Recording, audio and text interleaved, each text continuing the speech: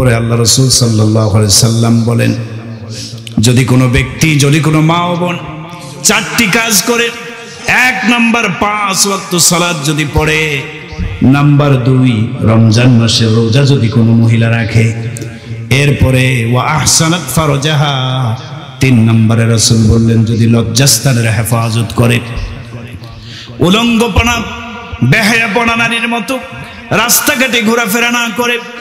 অনেক মহিলাদেরকে দেখা যায় উলঙ্গপনার মতো জাহিলি যুগের নারীদের মতো খোলামেলা ভাবে বাইরে বেড়ায় আসে না নাই? ও মুমিন মুসলমান, আল্লাহর নবী বলেন না না না, মুমিন মুসলমান নারীদেরকে এভাবে চলা যাবে না। পর্দার সাথে শরীরকে ঢেকে বের হতে হবে, চেহারা ঢেকে বের হতে হবে। যদি কোনো মহিলা আহসানাত ফারজাহা, তার লজ্জাস্থানকে, সতীত্বকে হেফাজত করে, ওয়া আতাআত বা'লাহা, এরপরে 4 নম্বরে স্বামীর কথা যদি মানে, হুকুম মানে, স্বামীর অনুকরণ করে, এই 4টা কাজ যদি কোনো মা ও বোন করতে পারে, রাসূল বলেন মিন আইয়ি আবওয়াবিল জান্নাতি শাআত, আল্লাহর বান্দি জান্নাতের যেই দরজা দিয়ে জান্নাতে প্রবেশ করতে চাইবে, আল্লাহ তাআলা পারমিশন দিয়ে দিবেন, যাও তুমি এই দরজা দিয়ে জান্নাতে যাও। ইন্নাল হামদালিল্লাহ ইন্নাল হামদালিল্লাহিল আকরামিল্লাযী খালাকাল ইনসানা ওয়া কাররাম وعلمه من البيان ما لم يعلم فسبحان الذي لا يحصى امتنانه باللسان ولا بالقلم ونشهد أن لا إله إلا الله وحده لا شريك له ونشهد أن سيدنا وسندنا وحبيبنا وطبيبنا وطبيب قلوبنا وأرواحنا ومولانا محمدا عبده ورسوله الذي أرسله بالحق بشيرا ونذيرا وداعيا إلى الله بإذنه وسراجا وقمرا منيرا أما بعد فقد قال الله تبارك وتعالى في كلامه المجيد وفرقانه الحميد أعوذ بالله من الشيطان الرجيم بسم الله الرحمن الرحيم أم حسبتم أن تدخلوا الجنة ولما يأتكم مثل الذين خلوا من قبلكم مستهم البأساء والضراء وزلزلوا حتى يقول الرسول والذين آمنوا معه متى نصر الله ألا إن نصر الله قريب وقال رسول الله صلى الله عليه وسلم أشد الناس بلاء الأنبياء ثم الصالحون ثم الأمثل فالأمثل أو كما قال النبي صلى الله عليه وسلم একটু জিকির করি লা ইলাহা ইল্লাল্লাহ সবাই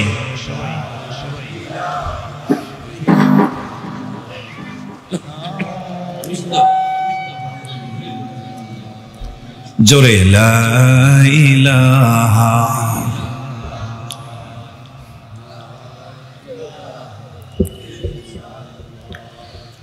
ওরে বিশ্বজাহান করিয়াছি জন,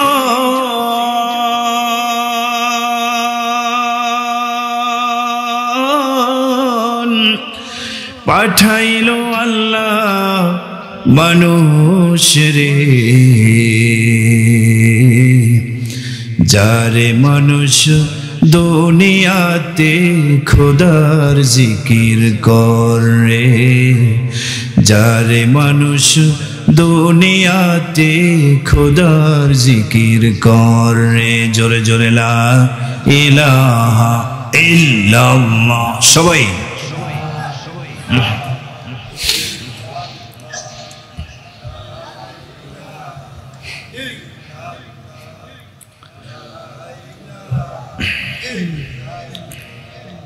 লা ইলাহা ইল্লাল্লাহু মুহাম্মাদুর রাসূলুল্লাহ সাল্লাল্লাহু আলাইহি ওয়াসাল্লাম। ঠিক আছে, সাউন্ড ঠিক আছে। আলহামদুলিল্লাহ, আল্লাহ রাব্বুল আলামিনের দরবারে লাখ কোটি শুকর, যেই মহান আল্লাহ তাআলা আমাদেরকে পলাশবাড়ি মধ্যপাড়া যুব সমাজের উদ্যোগে আয়োজিত রাহে নাজাত বালিকা মাদ্রাসার উদ্যোগে আয়োজিত তাফসীরুল কোরআন মাহফিলে আসার বসার মতো তৌফিক দান করেছেন। আমরা সকলেই মহান রব্বি কারীমের আলিশান দরবারে কালিমাতুশ শুকর আদায় করে নিচ্ছি। সবাই বলে আলহামদুলিল্লাহ। আর একটু জোরে সোরে শুকরিয়ার আওয়াজে বলুন আলহামদুলিল্লাহ। আপনাদের কষ্ট হচ্ছে না তো? কষ্ট তো হবেই। পৃথিবীতে মুমিনদের জন্য দুনিয়াটা কষ্টের জায়গা, জেলখানা, আর কাফেরদের জন্য দুনিয়াটা হলো জান্নাত। মুমিনদের জন্য কষ্ট করতে হবে, কষ্টের বিনিময় দিবেন কে? আরো জোরে বলুন কে? বেশিক্ষণ আলোচনা হবে না, সময় অনেক ক্ষেপণ হয়ে গেছে। অল্প কিছু সময় আমাকে দিতে পারবেন তো ইনশাআল্লাহ? এখানে থাকলে লাভ না ক্ষতি? ক্ষতি না লাভ? কি লাভ? এক নম্বর, বসার সাথে সাথে সগীরা গুনাহ আল্লাহ মাফ করে দিয়েছেন। সুবহানাল্লাহ। তওবার নিয়তে শেষ পর্যন্ত থাকতে পারলে, আখিরি মুনাজাতে তওবার পরে চোখের এক ফোঁটা পানি ফেলাতে পারলেই কবিরা বড় বড় গুনাহগুলো মাফ করে দিবেন কে? দুই নম্বর লাভ, এই মাহফিলকে ওসিলা বানায়া আমাদের জন্য জান্নাত বরাদ্দ করে রেখে দিতে পারেন কে? আমাদের জন্য জাহান্নাম থেকে মুক্তির ব্যবস্থাটুকু করে দিতে পারেন কে? আল্লাহ রাব্বুল আলামিন শেষ পর্যন্ত আমাদেরকে থাকার মতো তৌফিক দান করেন। চেঞ্জ হলো কেন সাউন্ড? আল্লাহ তাআলা আমাদেরকে শেষ পর্যন্ত, আগের সাউন্ডটাই নিয়ে আসেন। আল্লাহ রাব্বুল আলামিন আমাদেরকে শেষ পর্যন্ত সবাইকে থাকার তৌফিক দান করেন, বলেন আমিন। স্রেফ একটা ঘন্টা সময় দিতে পারবেন ইনশাআল্লাহ? দেখি তো আখিরি মোনাজাত পর্যন্ত কে কে থাকতে রাজি আছেন, হাত উঁচু করেন। মাশাআল্লাহ মাশাআল্লাহ মাশাআল্লাহ। অনেকেই আজকের মাহফিলে আসে নাই, কিছু অসুস্থ মানুষ আছে এলাকায়, অজরগ্রস্ত মানুষ সমস্যার কারণে আসতে পারে নাই। আমরা দোয়া করি আল্লাহ তাদেরকেও আমাদের সাথে সাথে যেন মাফ করে দেন, বলেন আমিন। তবে কিছু মানুষ আসে নাই, কোনো ওজর আপত্তি কিছুই নেই, আসে নাই, ভাল লাগে না, কোরআন ভালো লাগে না, হাদিস ভালো লাগে না, মাদ্রাসা মসজিদ ওদের পছন্দ হয় না, মূলত ইসলাম ওদের পছন্দ হয় না। ঠিক কি ঠিক না? এরা নাস্তিক মুরতাদ আর বেঈমানদের দোসর, ঠিক কি না? এই এলাকায় ইসলাম বিদ্বেষী নাস্তিক মুরতাদ নাই? থাকতে পারে। এজন্য এখান থেকে শুরুতে একটা আওয়াজ তাদের কানে পৌঁছায় দিতে চাই যে আপনারা না আসলেও কি হবে, আজকের মাহফিলে শত শত জনতা এসেছে, মাহফিল সফল হয়েছে। তাকবীরের একটা আওয়াজ তুলতে রাজি আছেন তো ইনশাআল্লাহ? এখান থেকে একজন যুবক দাঁড়ায় একটা তাকবীর দেবে, এত জোরে আওয়াজ হবে, আমরা সবাই তার সাথে আল্লাহু আকবারের স্লোগান তুলবো। এই এলাকায় যদি কোনো নাস্তিক মুরতাদ আর বেঈমানের বাচ্চা থাকে, ওর কান পর্যন্ত যেন আল্লাহু আকবারের ধ্বনি পৌঁছে যায়, ওর আরামের ঘুম যেন হারাম হয়ে যায়। রাজি আছেন? রাজি আছেন? একজন যুবক দাঁড়ায় নারায়ে তাকবীর আল্লাহু আকবার, আল কোরআনের আলো ঘরে ঘরে জালো, একটা স্লোগান দাও।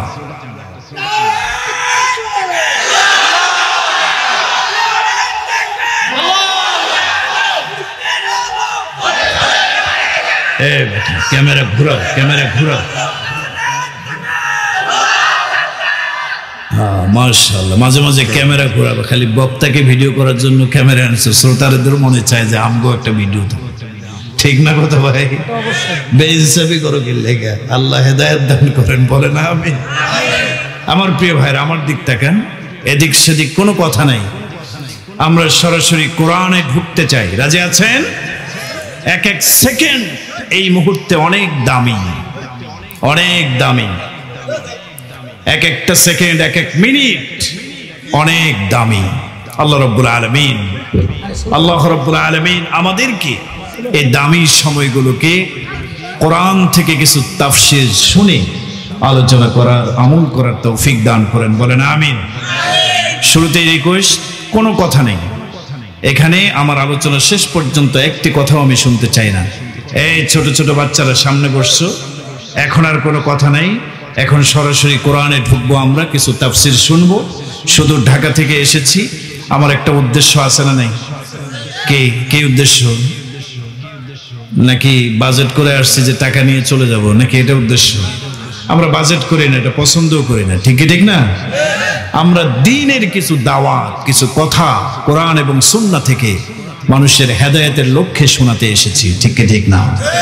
অতএব আপনাদেরকেও নিয়ত করে বসতে হবে, হুজুরের থেকে আমি কিছু শুনবো, জানবো, শিখবো, আগামীকাল থেকে আমল শুরু করে দেব। নিয়ত আছে তো ইনশাআল্লাহ? আল্লাহ আজকের মাহফিলকে কবুল করে নেন, বলেন আমিন। এদিক সেদিক তাকাবার কোনো সুযোগ নাই, আমার দিক তাকান। কোরআনে কারীম থেকে সূরা আল বাকারার 214 নম্বর আয়াতে কারিমা তেলাওয়াত করেছি। কত নম্বর আয়াত? সবাই কথা বলেন না একটু। 200, সূরাটার নাম সূরা আল বাকারা। বলেন, সূরাটার নাম। এখানে খেয়াল করেন, খুব খেয়াল করতে হবে, সংক্ষিপ্ত সময়, গভীর মনোযোগ সহকারে শুনবেন। এই আয়াতে কারিমার ভেতরে মহান আল্লাহ রাব্বুল আলামিন আমাদের চূড়ান্ত গন্তব্য জান্নাতে পৌঁছার জন্য, জান্নাতে প্রবেশ করার জন্য একটি শর্তারোপ করেছেন, শর্ত দিয়ে দিয়েছেন। আরবিতে একটি মূলনীতি হলো ইযা ফাতাশ শারতু ফাতাল মাশরুত। কোন বিষয়ের সাথে যখন শর্ত জুড়ে দেওয়া হয়, যতক্ষণ পর্যন্ত ওই শর্ত পুরা না করা হবে, কাঙ্ক্ষিত পুরস্কার সে পাবে না, ঠিক ঠিক না? তো জান্নাতে প্রবেশ করার জন্য আল্লাহ এখানে একটা শর্ত দিয়ে দিয়েছেন। বলুন, এই শর্ত পুরা করা ছাড়া পৃথিবীর কোনো মুমিন জান্নাতে যেতে পারবে? আরো জোরে বলেন, পারবে? আমার প্রিয় ভাইয়েরা খুব খেয়াল করেন, আল্লাহ রাব্বুল আলামিন ঈমানদারদেরকে প্রশ্ন আকারে একটি প্রশ্ন ছুড়ে দিয়েছেন। শর্ত আরোপ কিভাবে করছেন একটু গভীরভাবে খেয়াল করেন। আল্লাহ তাআলা বলেন, আম হাসিবতুম, ও পৃথিবীর মুমিন মুসলমানেরা, তোমরা কি মনে করেছো, তোমরা কি ভেবেছো, আতাদখুলুল জান্নাহ, তোমরা কি ভেবেছো খুব সহজেই জান্নাতে প্রবেশ করবা, খুব সহজেই জান্নাতে প্রবেশ করবা, কষ্ট স্বীকার করতে হবে না জান্নাতের জন্য, এটা কি ভেবেছো? আল্লাহ তাআলা বলেন, না না না, জান্নাত এত সস্তা জিনিস নয় যে সহজে জান্নাতে প্রবেশ করবা। ওয়ালাম্মা ইয়াতিকুম মাসালুল লাযীনা খালাউ মিন ক্বাবলিকুম, তোমাদের পূর্ববর্তী মুমিন মুসলমানেরা, তোমাদের পূর্ববর্তীগণ ইসলাম গ্রহণ করার কারণে, ঈমান আনার কারণে এত বেশি কষ্ট স্বীকার করেছিল, তাদের মতো কষ্ট এখনো তোমাদের কাছে আসে নাই। পূর্ববর্তীরা ঈমান আনার কারণে, ইসলাম গ্রহণের কারণে যেই জুলুমের শিকার হয়েছেন, যেই কষ্ট, যেই বিপদ তাদের উপরে এসেছিল, এখনো পর্যন্ত তোমাদের কাছে সেই বিপদ আপদ মুসিবত আসে নাই, এখনো সেই পরীক্ষা আসে নাই। আর তোমরা ভাবছো এমনি এমনি জান্নাতে প্রবেশ করে ফেলবো না, জান্নাতে তো সস্তা জিনিস নয়। আল্লাহু আকবার বলেন। আমরা আল্লাহ রাব্বুল আলামিনের কাছে প্রশ্ন করি, মালিক, পূর্ববর্তীগণ জান্নাত লাভের জন্য ইসলামের পথে চলতে গিয়ে কি পরিমাণ কষ্ট স্বীকার করেছেন আমাদেরকে বলেন।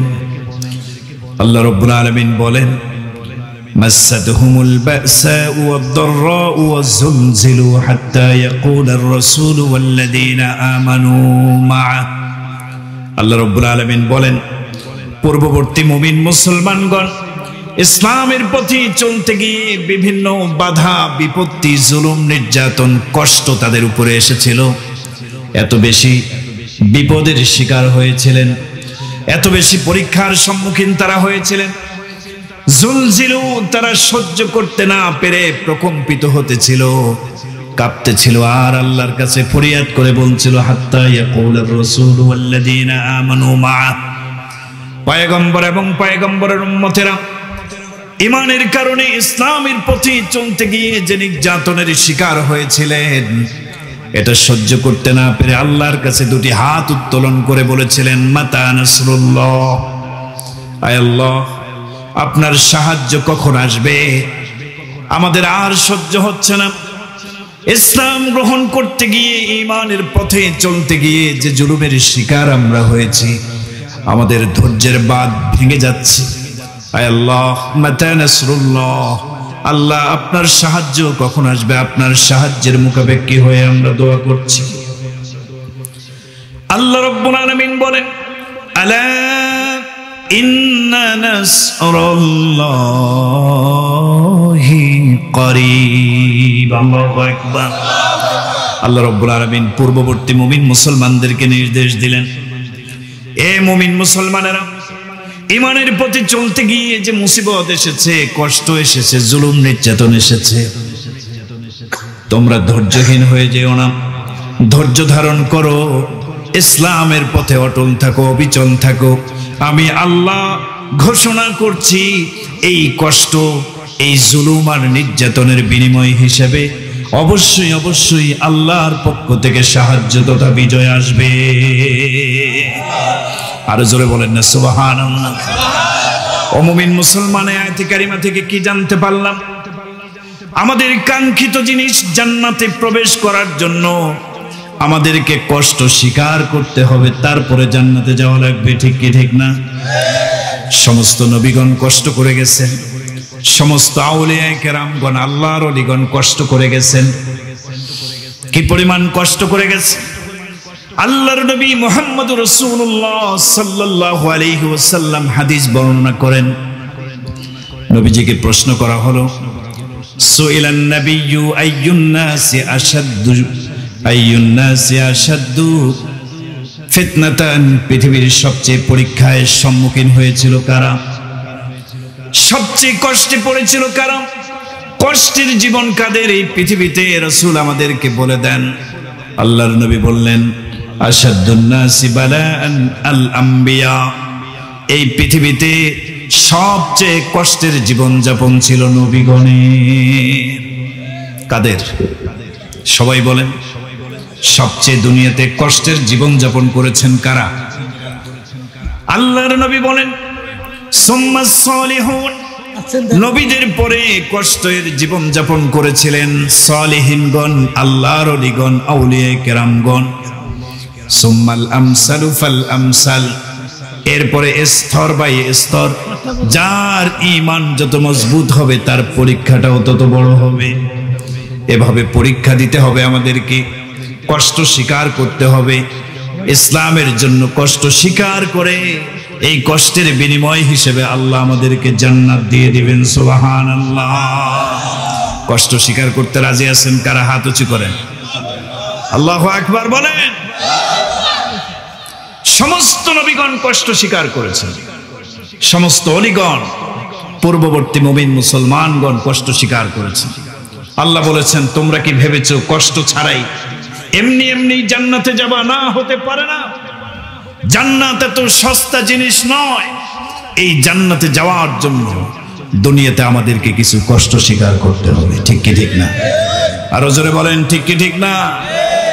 কষ্ট স্বীকার করে গেছেন আপনার নবী, আমার নবী মুহাম্মদুর রাসূলুল্লাহ সাল্লাল্লাহু আলাইহি ওয়াসাল্লাম। এই পৃথিবীতে বলেন সবচেয়ে পছন্দের মানুষ কে ছিলেন? আল্লাহর পরে আল্লাহর কাছে সবচেয়ে প্রিয় মানুষ কে বলেন?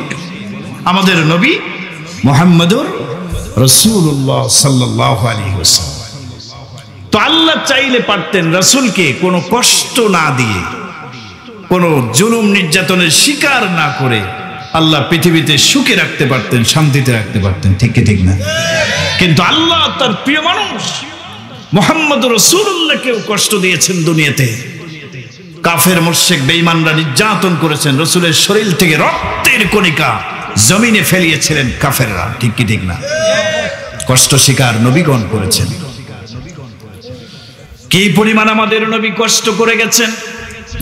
ও মুমিন মুসলমান, ভালো করে বুঝবেন, আমাদের নবী যদি ইসলামের জন্য এই পরিমাণ কষ্ট স্বীকার করতে পারেন, তাহলে নবীর উম্মত হিসেবে এই যুবকেরা বলো, আমাদেরকেও ইসলামের জন্য কষ্ট করার দরকার আছে না নাই? আরো জোরে বলতে হবে, আছে না নাই? আল্লাহর নবী কি পরিমাণ কষ্ট করেছেন একটু গভীরভাবে কথাগুলো বুঝবেন, সময় অনেক কম। আল্লাহর নবী মুহাম্মদুর রাসূলুল্লাহ সাল্লাল্লাহু আলাইহি ওয়াসাল্লাম কাবার চত্বরে দাঁড়ায় সালাত আদায় করছিলেন। ও মুমিন মুসলমান, হাদিসের কিতাব মুসলিম শরীফের মধ্যে হাদিসটি এসেছে, বাইনামা রাসূলুল্লাহ সাল্লাল্লাহু আলাইহি ওয়াসাল্লাম ইউসাল্লি হাওলাল বাইত ওয়া আবু জাহলিন ওয়া আসহাবুহু জুলুসুন ইনদাহু। আমার নবী নামাজ পড়ছিলেন কাবার চত্বরে দাঁড়ায়া, আর তার পাশেই আবু জাহাল সহ কিছু কাফের মুশরিক বেঈমানরা আড্ডাখানায় লিপ্ত ছিল। ভাইয়েরা আমার, কাফেররা আবু জাহাল তার দুষ্ট সাথীদেরকে লক্ষ্য করে বলল, এই যে দেখো মুহাম্মদ তার রবকে খুশি করার জন্য সালাতে দাঁড়ায় গেছে, এই আমার সাথীরা তোমাদের মধ্যে কেউ কে আছো এই মুহূর্তে মুহাম্মদকে কষ্ট দেওয়ার জন্য একটা কাজ করে দিবা। একজন দাঁড়ায় যায়, পাষণ্ড শয়তান বদমাইশ উকবা বিন আবি মুঈত দাঁড়ায় গেল। নামটা কি বলেন? উকবা বিন আবি মুঈত। আবু জাহালকে লক্ষ্য করে বলল, ভাই বলো কি করতে হবে আমাকে এই মুহূর্তে বলো, আমি এই মুহূর্তে সেই কাজটা বাস্তবায়ন করে দেখায় দেব। আবু জাহাল বলল, অমুক গোত্রের মধ্যে চলে যাও, সেখানে গতকালকে বড় একটা উট জবাই করা হয়েছে, উটের নারী ভুঁড়িগুলো একটা ময়লার ডাস্টবিনে ফেলায় রাখা হয়েছে, তুমি এই মুহূর্তে দেরি করবা না, আর সেখানে চলে যাও, সেখানে গিয়ে ময়লার স্তূপে ডাস্টবিন থেকে উটের নারী ভুঁড়িটা নিয়ে আসো। একটা উটের নারী ভুঁড়ি কয়েক মণ ওজনের হয়। আবু জাহাল নির্দেশ দিল, যাও উটের নারী ভুঁড়িটা নিয়ে এসে মুহাম্মদ যখন নামাজের মধ্যে সেজদায় চলে যাবে তার মাথার উপরে উটের নারী ভুঁড়ি ফেলায় রাখবা। নাউজুবিল্লাহ, জোরে বলেন নাউজুবিল্লাহ। উকবা বিন আবি মুঈত মুহূর্ত দেরি করলো না, পাষণ্ড বদমাইশ শয়তান ওই গোত্রের ডাস্টবিন থেকে উটের নারী ভুঁড়িটা উঠায় নিয়ে আসলো। এরপরে মুহাম্মদ রাসূলুল্লাহ সাল্লাল্লাহু আলাইহি ওয়াসাল্লাম যখন নামাজের সিজদায় চলে গেলেন, এই পাষণ্ড বদমাইশ উটের ময়লা আবর্জনা নারী ভুঁড়িটা মুহাম্মদ রাসূলুল্লাহর কাঁধের উপরে এমন ভাবে ফেলায় দিয়ে চলে আসছে, আমার নবী সিজদায় চলে গেছেন, একটি সিজদা দিয়ে ফেলেছেন, আর একটি সিজদা দেওয়ার জন্য মাথা মোবারক উপরে উঠাতে চাচ্ছেন কিন্তু পারছেন না, অনেক কয়েক মনোজরের নারী ভুঁড়ির মাথায় নবীজি মাথা উঠাতে পারছিলেন না। এই হাদিসের বর্ণনাকারী সাহাবী হযরতে আব্দুল্লাহ ইবনে মাসউদ রাদিয়াল্লাহু তাআলা আনহু বলেন, আমি আর মুহূর্ত দেরি করলাম না, দৌড়ে গিয়ে রাসূলের ঘর নবীজির ঘরে চলে গেলাম। ফাতেমা রাদিয়াল্লাহু আনহা নবীজির আদরের কন্যা হযরতে ফাতেমাকে ডেকে বললাম, ফাতেমা রে, তোমার বাবা মুহাম্মদ রাসূলুল্লাহর উপরে কি নির্যাতন এসেছে যদি দেখতে চাও ঘর থেকে বাইরে বের হও। হযরতে ফাতেমা নবীজিকে অনেক মহব্বত করতেন, কারণ মেয়ে সন্তান যারা হয়, মেয়ে সন্তানের আলাদা একটা মহব্বত বাবা মার প্রতি থাকে, ঠিক কি ঠিক না? হযরতে ফাতেমা বাবার কষ্টের কথা শুনে মুহূর্ত দেরি করলেন না, দৌড়ে আসলেন কাবার চত্বরে। এসে দেখেন তামাম পৃথিবীর সবচেয়ে আল্লাহর পছন্দের মানুষটি, নবীগণের সরদার মুহাম্মদ রাসূলুল্লাহ আল্লাহকে ইবাদত করতে গিয়ে সিজদায় মাথা নোয়ায়ে দিয়েছেন, তার মাথার উপরে উটের নারী ভুঁড়ি ময়লা আবর্জনা। হযরতে ফাতেমা দুই হাত দিয়ে ময়লা সেই নারী ভুঁড়িগুলোকে সরাতে চাইলেন, কিন্তু না, মহিলা মানুষের শরীরে একটু শক্তি কম থাকায় তিনি পারলেন না।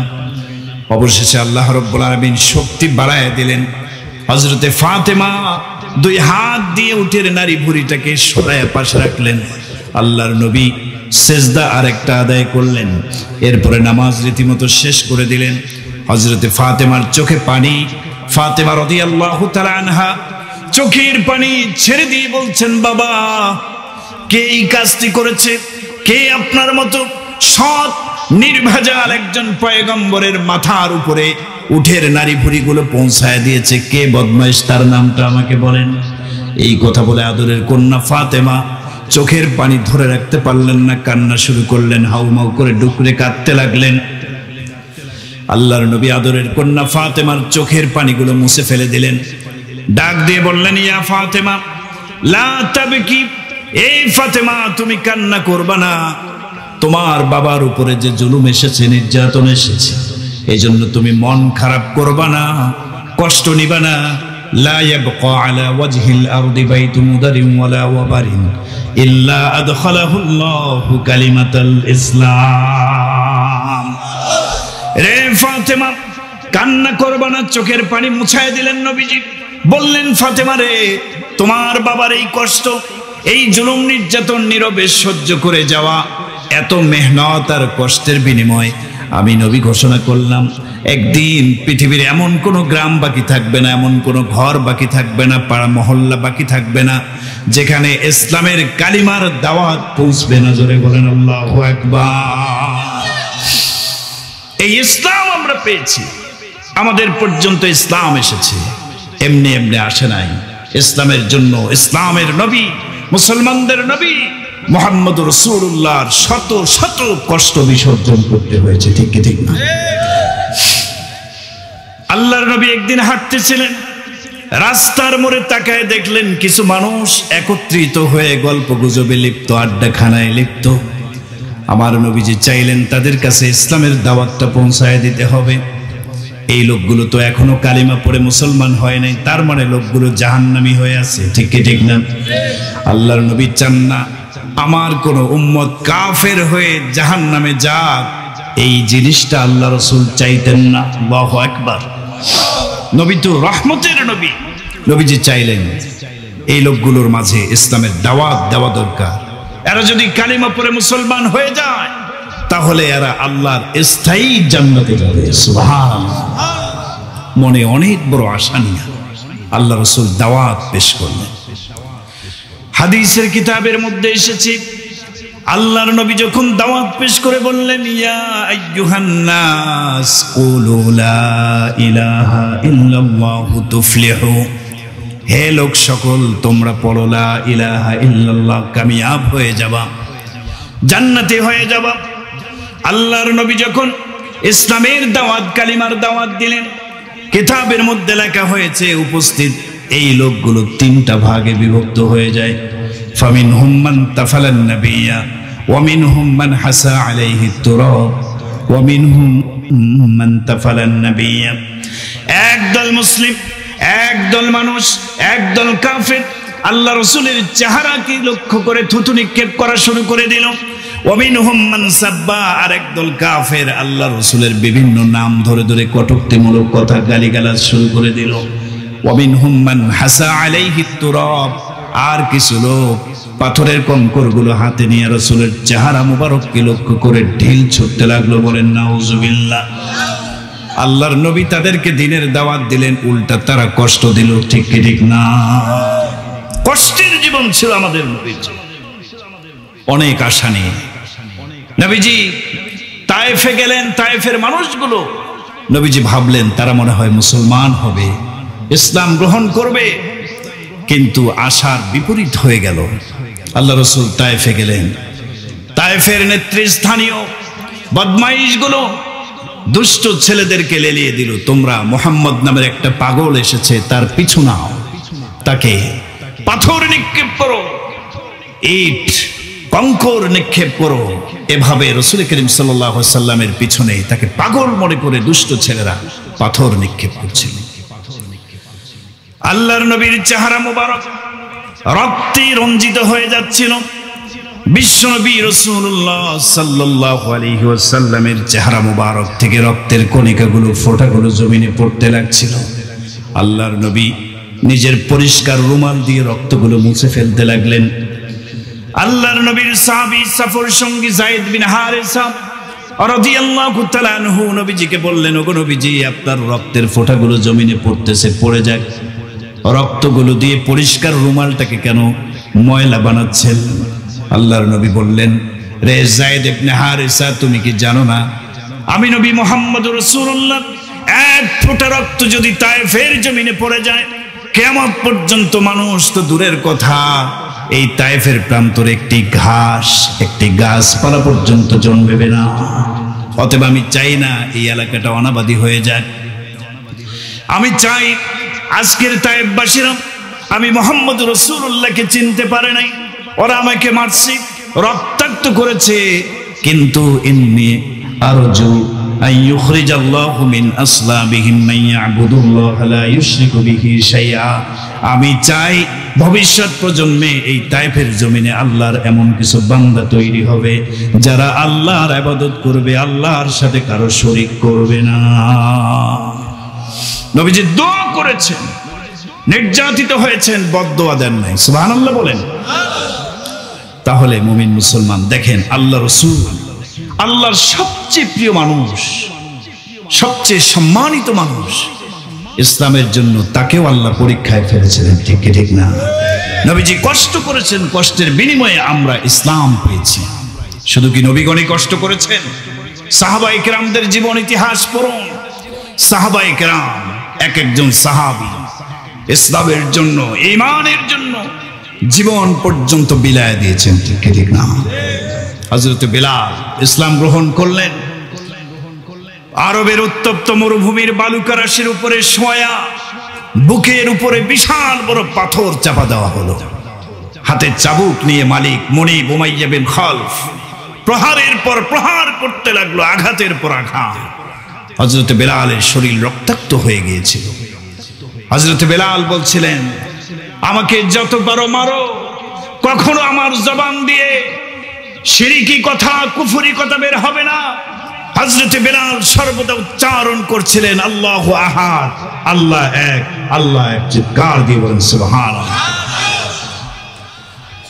আল্লাহর নবীর সাহাবী হযরত খাব্বাব রাদিয়াল্লাহু তাআলা আনহু ইসলাম গ্রহণ করলেন। তার কওমের লোকেরা হাত পা বেঁধে তার সামনে জ্বলন্ত আগুনের অঙ্গার প্রস্তুত করলো।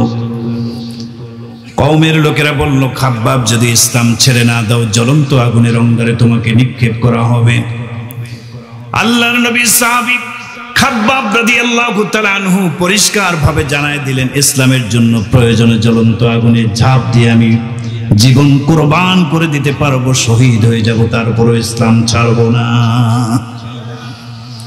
হযরতে খুবাইব রাদিয়াল্লাহু তাআলা আনহুকে ফাঁসির মঞ্চে ঝুলানো হয়েছিল, শুলির কাস্তে উঠানো হয়েছিল, বলা হয়েছিল, খুবাইব যদি ইসলাম ছেড়ে না দাও তাহলে তোমাকে শুলির মঞ্চে শুলিবিদ্ধ করে মারা হবে।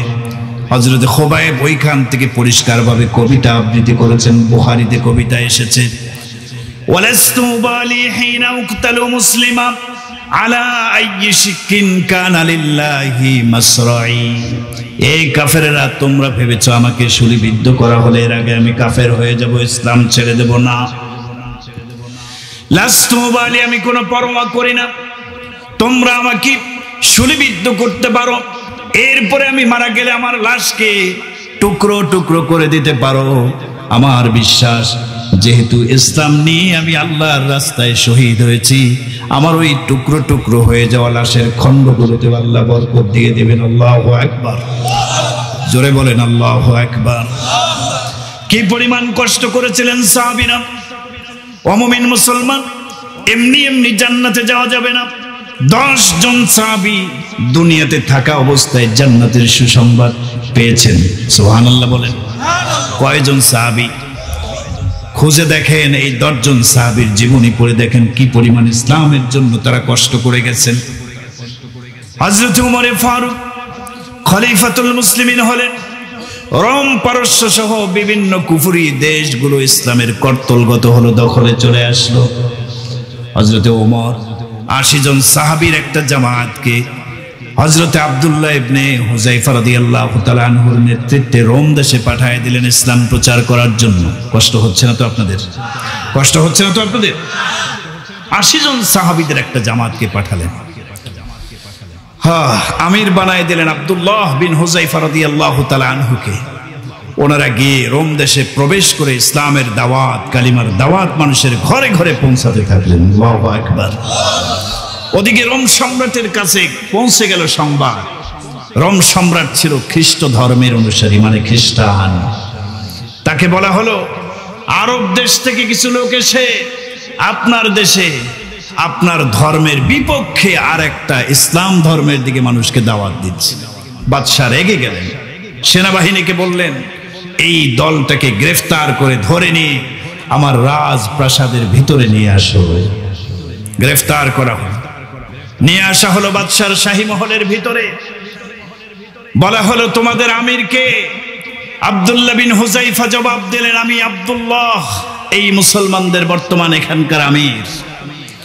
বলা হলো হে আব্দুল্লাহ, তানাসসার ইয়া আব্দুল্লাহ ওয়া ইল্লা আলকাইতুকা ফিল বিকরা। আব্দুল্লাহ তুমি খ্রিস্টান হয়ে যাও, ইসলাম ধর্ম ছেড়ে দাও, খ্রিস্টান ধর্ম গ্রহণ করো, তোমাদেরকে ছেড়ে দেওয়া হবে, অন্যথায় তোমাদেরকে জুলুম এবং নির্যাতনের জাতাকলে পিষ্ট করে দুনিয়া থেকে বিদায় করে দেওয়া হবে।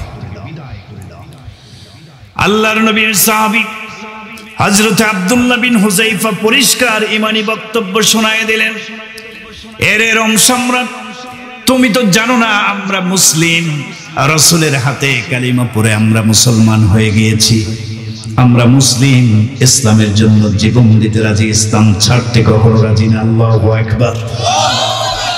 রোম সম্রাট এবার গরম হয়ে গেলেন, জাল্লাদকে নির্দেশ দিল আগুনের কুণ্ড তৈরি করো, আগুন জ্বালায় দাও। বাস আগুনের একটা কুণ্ড গর্ত তৈরি করা হলো। রোম সম্রাট নির্দেশ দিলেন আগুনের উপরে বিশাল বড় একটা ড্যাগ চেনেননি, একটা ডেকচি বসায় দাও। এই ডেকচির ভিতরে তেল ঢেলে দাও, তেল গরম করো। সব কিছু প্রস্তুত করা হলো। এবার বাদশাহ রোম সম্রাট আব্দুল্লাহ বিন হুযায়ফা তার 80 জন সাহাবীর মধ্যে, সাথীদের মধ্যে 2 জনকে ধরে হাত পা বেঁধে গরম তেলের ডেকচিতে ছেড়ে দেওয়া হলো। মুহূর্তের মধ্যে আল্লাহর নবীর 2 জন সাহাবী গরম তেলের মধ্যে পড়ে উত্তপ্ত হয়ে ভাজা মাছের মতো ছটফট ছটফট করতে করতে জীবন দিয়ে শহীদ হয়ে যায়। আল্লাহু আকবার। হযরত আব্দুল্লাহ বিন হুযায়ফাকে লক্ষ্য করে বলা হলো এ আব্দুল্লাহ বিন হুযায়ফা, তোমার চোখের সামনে 2 জন সাহাবীকে কিভাবে জীবন দিতে হলো। যদি তুমি খ্রিস্টান না হয়ে যাও তাহলে ওই 2 জন সাহাবীর মতো তোমাকেও আগুনের গরম তেলের মধ্যে নিক্ষেপ করা হবে, তোমাকে ওইভাবে জীবন দিতে হবে। আব্দুল্লাহ বিন হুযায়ফা বললেন এ রোম সম্রাট, আমি একাই শুধু নয়, আল্লাহর নবীর 80 জন সাহাবী প্রয়োজনে ইসলামের জন্য এখানে জীবন দিয়ে দেব, তবু ইসলাম আমরা ছাড়তে পারবো না। সুবহানাল্লাহ বলেন। এই কথা শোনার পরে বাদশা নির্দেশ দিল আব্দুল্লাহ বিন হুযায়ফাকে ধরে হাত পা বেঁধে গরম তেলের ডেকচির দিকে নিয়ে আসা হোক। হযরত আব্দুল্লাহ বিন হুযায়ফাকে ধরা হলো, হাত পা বেঁধে পেছন দিক থেকে ধাক্কাতে ধাক্কাতে আব্দুল্লাহ বিন হুযায়ফা রাদিয়াল্লাহু তাআলা আনহুকে আগুনের গরম তেলের ডেকচির দিকে নিয়ে আসা হলো। ধাক্কা দিয়ে ফেলায় দেওয়া হবে এমন মুহূর্তে আব্দুল্লাহ বিন হুযায়ফা চোখের পানি ছেড়ে দিয়ে কান্না শুরু করে দিল। বাদশা মনে করলেন আব্দুল্লাহ মৃত্যুকে ভয় পেয়েছে, কান্না করতেছে। রোম সম্রাট ডেকে বললেন আব্দুল্লাহ, কি ব্যাপার, তুমি কান্না করছো কেন? কান্না করছো, তুমি কি মৃত্যুর ভয়ে কাঁদতেছো? তাহলে শোনো, 2টা স্পেশাল অফার তোমার সামনে আমি রোম সম্রাট ঘোষণা করছি। তুমি যদি কালিমা ভুলে যাও, ঈমান ভুলে যাও, ইসলাম ছেড়ে দিয়ে খ্রিস্টান ধর্ম গ্রহণ করো, 2টা অফার তোমাকে দেওয়া হবে। ইন্নী উকাসিমুকা ফি মুলকি ওয়া ইন্নী উযাওয়িজুকা লিইবনাতি। আমার সুন্দরী একটা মেয়ে আছে, কন্যা সন্তান আছে, অনেক বড় সুন্দরী। যদি তুমি খ্রিস্টান হয়ে যাও, আমার সুন্দরী মেয়েটার সাথে তোমার বিয়ের ব্যবস্থাও করে দেব। নাউযুবিল্লাহ বলেন। 2য় নম্বর অফার হলো ওয়া ইন্নী উকাসিমুকা ফী মুলকি, আমার এই রোম সাম্রাজ্যকে দুইটা ভাগ করে যদি তুমি খ্রিস্টান হয়ে যাও তাহলে আমি একটা ভাগ তোমার নামে লিখে দেব। নাউজুবিল্লাহ। মুমিন মুসলমান মনে রাখবেন, মুসলমানের সামনে যদি কোটি কোটি টাকার বস্তাও ফেলা হয় আর বলা হয় ঈমান ছেড়ে দাও, ইসলাম ছেড়ে দাও, একজন প্রকৃত মুমিন টাকার বস্তায় লাথি মারবে, ইসলাম ছাড়তে পারবে না। ঠিক কি ঠিক না? হযরত আব্দুল্লাহ বিন হুযায়ফা চোখের পানি মুছে ফেলে রোম সম্রাটকে ধমক লাগাই দিয়ে বললেন, রোম সম্রাট চুপ করো, মুখ সামলায় কথা বলো। মুসলমানরা লোভী কোনো জাত নয় যে তোমার রাজত্বের লোভে, সুন্দরী মেয়েকে বিয়ে করার লোভে পড়ে ইসলাম ছেড়ে দেবে। আমরা অমন মুসলমান নই। আল্লাহু আকবার। রোম সম্রাট বললেন, তাহলে চোখে পানি কেন, কান্না কেন করছো? এবার আব্দুল্লাহ বিন হুযায়ফা কান্নার কারণটা প্রকাশ করলেন। আমি কান্না করার কারণটা হলো, বাদশা শোনো, আমি অনেক চিন্তা করে দেখলাম আমাকে যদি গরম তেলের মধ্যে নিক্ষেপ করা হয় তাহলে তো ইসলামের জন্য আমি জীবন দিয়ে শহীদ হয়ে যাব। একবার, কয়বার? কারণ জীবন তো একটাই, শহীদ যদি হই একবারে শহীদ হতে পারলাম। আব্দুল্লাহ বিন হুযায়ফা বলল, এই রোম সম্রাট, আমি কেন কান্না করছি শোনো, কান্নার কারণটা একটু মনোযোগ সহকারে শোনো। আমি যদি ইসলামের জন্য জীবন দেই তাহলে একবার জীবন দিতে পেরে একবার শহীদ হয়ে যাব। আমার আফসোসের জায়গাটুকু হলো, আল্লাহ যদি আমি আব্দুল্লাহর ভিতরে একটা প্রাণ না দিয়ে 1000টা প্রাণ আমার মধ্যে দিতেন, আজকে ইসলামের জন্য একটি একটি করে প্রাণ দিয়ে একবার নয়, দুইবার নয়, 1000 বার শহীদ হয়ে যেতাম। জোরে বলুন আল্লাহু আকবার। ও মুমিন মুসলমান, এরকম সাহসী বক্তব্য শোনার পরে রোম সম্রাট কিছুটা হয়ে গেলেন, ঠান্ডা হয়ে গেলেন। বাহিনীকে নির্দেশ দিলেন, আমার পাশে একটা আসনের ব্যবস্থা করো। আব্দুল্লাহ বিন হুযায়ফার হাত পায়ের বাঁধনগুলো খুলে দাও, এরপরে আমার পাশের সিটে তাকে বসায় দাও। বসায় দেওয়া হলো। বাদশা রোম সম্রাট আব্দুল্লাহ বিন হুযায়ফার চেহারার দিকে তাকিয়ে বলল, আব্দুল্লাহ রে, আমি অবাক হয়ে গেছি। ইসলাম ধর্ম কেমন ধর্ম, ধর্মের জন্য এই ধর্মের অনুসারীরা জীবন পর্যন্ত দিতে পারে। আল্লাহু আকবার বলেন। তোমাদের ধর্মের পরিচয়টা আমাকে দাও। আমার তো মনে হচ্ছে এই পৃথিবীতেই বর্তমান সবচেয়ে শ্রেষ্ঠ কোনো যদি ধর্ম থাকে তাহলে তোমাদের ধর্মটাই হবে শ্রেষ্ঠ ধর্ম। আল্লাহু আকবার। পরিচয়টা দাও। হযরত আব্দুল্লাহ ইবনে হুযায়ফা সংক্ষিপ্তভাবে ইসলামের পরিচয়টুকু পেশ করলেন। আমরা ইসলাম ধর্মের অনুসারী, আমাদের ধর্মের নাম ইসলাম, আমাদের নবীর নাম মুহাম্মদুর রাসূলুল্লাহ সাল্লাল্লাহু আলাইহি ওয়াসাল্লাম। এভাবে ইসলামের পরিচয়টুকু সংক্ষিপ্ত আকারে বললেন। আব্দুল্লাহ ইবনে হুযায়ফার দিকে তাকায়া রোম সম্রাট বলল, এই আব্দুল্লাহ, এই মুহূর্তে আমার মনের একটা আশা যদি তুমি পুরা করতে পারো, আর তোমাকে কোনো কষ্ট দেব না, তোমার সাথী সহ সবাইকে নিঃশর্তভাবে আমি মুক্তির ব্যবস্থা করে দেব। সুবহানাল্লাহ বলেন। আব্দুল্লাহ বিন হুযায়ফা বললেন, কি মনের আশা বলেন? রোম সম্রাট বলল, শোনো, এই মুহূর্তে আমার মনে একটা আশা জেগে উঠেছে। তোমাদের মতো এত বীর সিপাহী আমার জিন্দেগিতে আমি দেখি নাই। তুমি যদি আমার কপালে একবার একটা চুমু খাও, এর বিনিময়ে, একটি চুমুর বিনিময়ে তোমাদেরকে নিরাপত্তার সাথে মদিনা পর্যন্ত আমি পৌঁছায় দেব। সুবহানাল্লাহ বলেন। আমি সারা জীবন গর্ব করব, পৃথিবীর বীর সিপাহী আব্দুল্লাহ বিন হুযায়ফা আমার কপালে একটা চুমু খেয়েছে।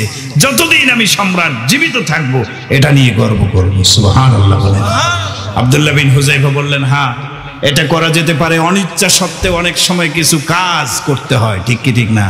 সাথীদের মুক্তির জন্য আব্দুল্লাহ বিন হুযায়ফা রোম সম্রাটের কপালে একটি চুমু এঁকে দিলেন। এর বিনিময়ে রোম সম্রাট খুশি হয়ে বাকি সমস্ত সাহাবায়ে কেরামদেরকে সসম্মানে খলিফাতুল মুসলিমিন ওমর রাদিয়াল্লাহু তাআলা আনহু পর্যন্ত রাষ্ট্রীয় মর্যাদায় ভূষিত করে পৌঁছায় দিলেন। সুবহানাল্লাহ বলেন। হযরত ওমরের কাছে সব ঘটনা বলা হলো। হযরত ওমর আব্দুল্লাহ বিন হুযায়ফাকে জড়ায়া ধরে তার কপালে একটা চুমু খেলেন। সুবহানাল্লাহ। মুমিন মুসলমান, এই ঘটনাটা কেন শোনালাম? এক নম্বর শিক্ষা এখান থেকে, আমরা মুমিন মুসলমান, আমাদের ঈমান হতে হবে সাহাবায়ে কেরামদের মতো ঈমান। ঠিক কিনা বলেন? ঠিক কিনা বলেন? আল্লাহ বলেছেন আমিনু কামা আমানান নাস। সাহাবায়ে কেরাম যেভাবে ঈমান এনেছে তোমাদের ঈমানকে সাহাবীদের ঈমানের মতো বানাও। সুবহানাল্লাহ। আব্দুল্লাহ বিন হুযায়ফা মৃত্যুর সামনে দাঁড়িয়েও ইসলাম ছেড়ে দেন নাই, ইসলামের বক্তব্যকে তুলে ধরেছেন। ঠিক কি ঠিক না? আজকে যদি সারা পৃথিবীতে মুমিন মুসলমানদের ঈমানি শক্তিতে মুমিন মুসলমানেরা বলিয়ান হতে পারে, আব্দুল্লাহ বিন হুযায়ফার মতো ঈমান বাড়াতে পারে, মুসলমানদের সামনে ইসলামের কুফরি শক্তিগুলো জবান খুলে কথা বলতে পারবে না। ঠিক কিনা? আজকে দেখা যায় মুসলমানের সামনে নাস্তিক মুরতাদ বেঈমানরা বড় বড় গলায় কথা বলে। ও মুসলমান, দীর্ঘ 16 বছরে 15 বছরে জালেম সরকার নাস্তিকদেরকে সাপোর্ট দিয়ে গেছে। ঠিক কিনা? ওদের কারণে নাস্তিকদের বিরুদ্ধে মন খুলে উলামায়ে কেরাম কথাও বলতে পারে নাই। কথা বলেন ঠিক কি ঠিক না? আজকে পরিষ্কার বক্তব্য হলো, এখন নতুন করে ছাত্র জনতার আন্দোলনে বাংলাদেশ স্বাধীন হয়েছে, এদেশ মুক্ত হয়েছে, জুলুম মুক্ত হয়েছে। আগামীতে আমরা ইনসাফের বাংলাদেশ চাই। ঠিক কি ঠিক না? পরিষ্কার বক্তব্য করুন। নাস্তিক মুরতাদ আর বেঈমান যদি ইসলামের বিরুদ্ধে, ইসলামের নবীর বিরুদ্ধে কটূক্তিমূলক কোনো কথা বলে, এদেশের মুসলিম যুবকেরা প্রয়োজনে জীবন দেবে, শহীদ হবে, ইসলামের মর্যাদা নষ্ট হতে দিবে না। ঠিক কিনা? ও মুমিন মুসলমান, রাজি আছেন ইসলামের জন্য জীবন দিতে? কারা কারা রাজি আছেন? আল্লাহু আকবার বলে দাঁড়ায়া যান। আল্লাহু আকবার বলে দাঁড়ায়া যান। ও মুমিন মুসলমান, আপনাদেরকে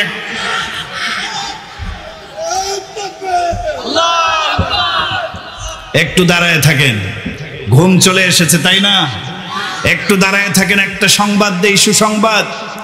অনেকে বলতে পারেন হুজুর জীবন দেব কিভাবে, জিহাদ তো নাই। না ভাই, সুসংবাদ। আল্লাহ রাসূল বলেছেন আল জিহাদু মাযিন ইলা ইয়াউমিল কিয়ামা, কিয়ামত পর্যন্ত জিহাদ থাকবে। সুবহানাল্লাহ বলেন। আপনাদেরকে একটা সুসংবাদ দিয়ে যাই। আল্লাহ রাসূল সাল্লাল্লাহু আলাইহি সাল্লামের সাহাবী হযরত আবু হুরায়রা সুসংবাদটি দিয়েছেন। আল্লাহ রাসূল সাল্লাল্লাহু আলাইহি সাল্লাম বলেছেন হিন্দুস্তানের সাথে মুসলমানদের একটি যুদ্ধ হবে, যেই যুদ্ধটাকে বলা হয় গাজওয়াতুল হিন্দ। কি বলা হয়? এই যুবকেরা, যুদ্ধের নাম হবে কি বলো? গাজওয়াতুল হিন্দ। উলামায়ে কেরাম বলেন এখনো ওই যুদ্ধ হয় নাই, সামনে এটা হিন্দুস্তানের সাথে মুসলমানদের যুদ্ধ হবে। প্রস্তুত আছো তো যুবক? প্রস্তুত আছো তো?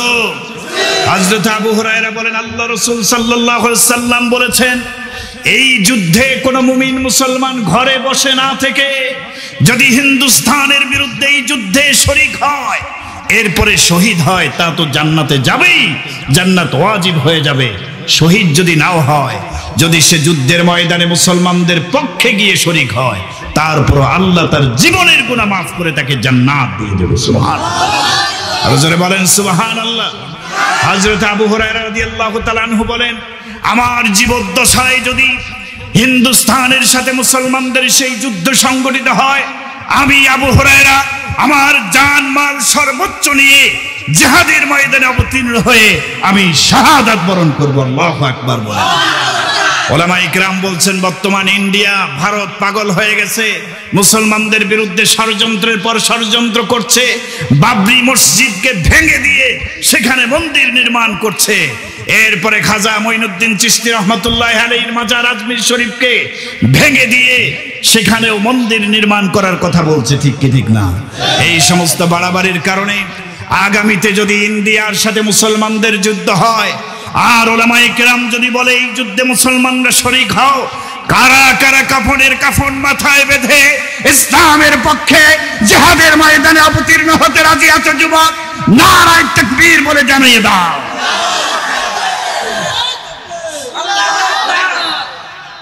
বসেন বসেন, রাজি আছেন তো ইনশাআল্লাহ?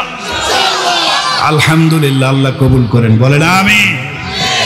ইসলামের জন্য যুবক তোমাকে কষ্ট করতে হবে। ইসলামের জন্য যতদিন পর্যন্ত কষ্ট না করা হবে, আল্লাহ তাআলা বলেছেন জান্নাতে যাওয়া এত সস্তা নয়। তোমরা মনে করেছো সহজে জান্নাতে যাবা কষ্ট না করে, না। ইসলামের জন্য দুইটা জিনিস কোরবান করতে হবে। কয়টা জিনিস? আর জোরে বলেন, কয়টা জিনিস?